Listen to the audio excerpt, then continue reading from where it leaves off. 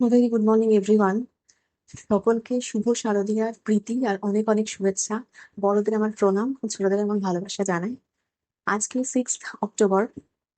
Nifty ফিফটির একদম নিচের দিকে যে সাপোর্ট লেভেলটা রয়েছে, major support level 24,800 810 major support level রয়েছে। আর উপরের দিকে মেজর রেজিস্ট্যান্স রয়েছে 24,925 এবার মার্কেটে সেই রকম কোনো পজিটিভ নিউজ নেই যেটা 25,000-এর লেভেলটাকে ক্রস করতে পারে। তো দেখা যাক আগে কিভাবে কি মুভমেন্ট দেয়। এছাড়া ব্যাংক নিফটির ক্ষেত্রে 55,500 লেভেলটা নিচের দিকে সাপোর্ট লেভেল হিসেবে কাজ করছে, আর উপরের দিকে 55,600-700 লেভেলটা ইমিডিয়েট রেজিস্ট্যান্স লেভেল হিসেবে কাজ করছে। সেন্সেক্স এর ক্ষেত্রে 81,100 লেভেলটা সাপোর্ট লেভেল হিসেবে কাজ করছে, আর উপরের দিকে 81,300-400 লেভেলটা রেজিস্ট্যান্স লেভেল হিসেবে কাজ করছে। এছাড়া যদি আমরা গিগ নিফটি দেখি, আজকে ফ্ল্যাট ওপেনিং এর সিগন্যাল দিচ্ছে গিগ নিফটি। এছাড়া গ্লোবাল মার্কেট দেখলে শুক্রবার দিন যেরকম ছিল, ডাউ জোন্স বেশ ভালো রকম পজিটিভে ক্লোজ হয়েছে। তো সেই হিসেবে আজকে আমাদের ইন্ডিয়ান মার্কেটে দেখা যাক কিরকম কি মুভমেন্ট দেয়। এছাড়া আমাদের ইন্ডিয়ান মার্কেটে আজকে ব্যাংকের ক্ষেত্রে মানে এইচডিএফসি ব্যাংকের আপডেট দিয়েছে, তো সেক্ষেত্রে আমাদের কি রিয়াকশন মার্কেটে থাকে সেটা দেখার থাকবে। তো সেই অনুযায়ী ব্যাংকিং সেক্টর মানে ব্যাংক নিফটি আজকে দেখার থাকবে এবং কি মুভমেন্ট দেয়, তো সেটা আপনারা ফোকাসে রাখতে পারেন। এছাড়া টিসিএস এর ক্ষেত্রে যেহেতু লে অফও হচ্ছে, মানে টিসিএস নিয়ে অনেক ব্যাপারও চলছে, তো টিসিএস ফোকাসে থাকবে। তার সাথে সাথে টোটাল আইটি সেক্টর ফোকাস থাকবে যে কিরকম কি মুভমেন্ট দেয়। এর সাথে সাথে যদি আমরা কোম্পানি বলি, কোম্পানির ক্ষেত্রে আমরা দেখছি যে বেদান্তার যে মার্জারটা হওয়ার কথা ছিল সেটা নেক্সট ইয়ার মার্চে আবার এক্সটেন্ড হয়েছে ডেটটা। এছাড়া এয়ারলাইন্স এর ক্ষেত্রে আমরা director general of civil aviation কে দেখছি যে এয়ারলাইন্স কে ওরা বলছে যে 1700+ ফ্লাইট বাড়াতে, মানে যেহেতু দিওয়ালির এরকম সময়টা রয়েছে, তো সেক্ষেত্রে যাতে ভাড়াতে মানে ফেয়ারে অতটা স্পাইক না দেখা যায়, তো ফ্লাইটের পরিমাণ বাড়াতে বলছে, তো সেটা রয়েছে। তো এভিয়েশন সেক্টর আপনারা ফোকাসে রাখতে পারেন।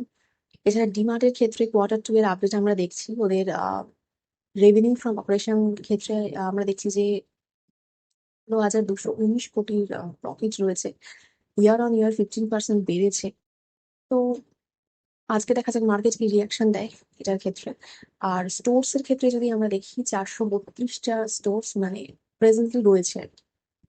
এছাড়া উজ্জীবন স্মল ফাইন্যান্স ব্যাংকেরও কোয়ার্টার 2 এর যে আপডেট সেটা রয়েছে, ওদের ডিপোজিট বেড়েছে 15%, অ্যাসেট কোয়ালিটি ইমপ্রুভ করেছে। তো স্মল ফাইন্যান্স ব্যাংক গুলোর ক্ষেত্রেও আজকে আপনারা মানে উজ্জীবন তো বটেই, তার সাথে সাথে যে পিআরএল ব্যাংক গুলো রয়েছে সেগুলোর ক্ষেত্রে আপনারা ফোকাস রাখতে পারেন। আবারও বলছি, কোনো রেকমেন্ডেশন নয়, শুধুমাত্র স্টাডি পারপাসে আপনারা ফোকাস রাখতে পারেন। এছাড়া পিএনজি জুয়েলার্স এর 15 নাম্বার এসেছিল, ভালো মুভমেন্ট হয়েছে। এছাড়া আদিত্য বিড়লা লাইফস্টাইল ব্র্যান্ড আজকে ফোকাসে রাখতে পারেন, কারণ ফ্লিপকার্ট এক্সিট করছে, 950 কোটি এরকম ব্লক ডিল করতে পারে। তো সেক্ষেত্রে আপনারা এটাকে ফোকাস রাখতে পারেন। টরেন্ট ফার্মার ক্ষেত্রে আমরা দেখছি যে 6.63 crore এর একটা মানে টাকার নোটিশ পেয়েছে ওরা। তো টরেন্ট ফার্মা আজকে কিরকম কি মুভমেন্ট দেয় এটার জন্য সেটা দেখতে পারেন। তার সাথে সাথে ফার্মা কোম্পানিকে আপনারা ফোকাস রাখতে পারেন। যেটা আরবিএল এর ক্ষেত্রে আমরা দেখছি 40 কোটি টাকার আবার একটা অর্ডার পেয়েছি। আরবিএল তো পরপর অর্ডার পেয়েই যাচ্ছে, তো অবভিয়াসলি ফোকাস রাখার মতনই একটা স্টক। এছাড়া এলএনটির ক্ষেত্রে আমরা দেখছি মুম্বাই বেঙ্গালুরু এখান থেকে 10 কোটি টাকার অর্ডার, 10,000 কোটি টাকার অর্ডার ফোকাস রাখতে পারেন। এছাড়া ইটার্নালের ক্ষেত্রে আমরা দেখছি যে গোল্ডম্যান স্যাচ 350 কোটি টাকার মানে সেল করেছে, অফলোড করেছে শেয়ার। এটাকে আবার বিওএফএস সিকিউরিটিজ কিনে নিয়েছে, তো এটা একটা ডিল হয়েছে। এখন মার্কেটের কি রিয়াকশন হতে পারে আজকে আপনারা ফোকাসে রাখতে পারেন সেই জন্য। আহ, এছাড়া বাজাজ ফাইন্যান্সের ক্ষেত্রেও বাজাজ ফিনসার্ভস এগুলো আজকে মানে টোটালি আজকে ব্যাংকিং সেক্টর বা ফাইন্যান্সিয়াল ইন্স্যুরেন্স এই সমস্ত যে কোম্পানিগুলো আছে সেগুলো আজকে মানে কিরকম কি মুভমেন্ট হয় সেগুলো দেখার জন্য থাকবে।